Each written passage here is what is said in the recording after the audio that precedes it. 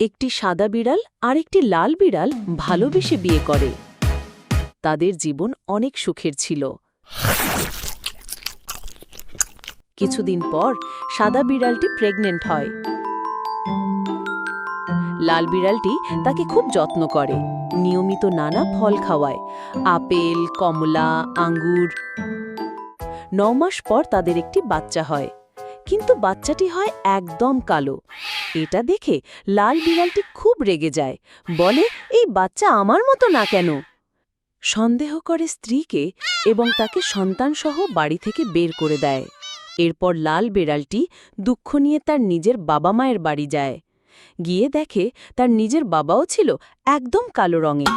তখন সে বুঝতে পারে বাচ্চাটি আসলে তার বাবার মতো দেখতে হয়েছে। সে দৌড়ে যায় স্ত্রী আর সন্তানের কাছে, তাদের জড়িয়ে ধরে ক্ষমা চায়।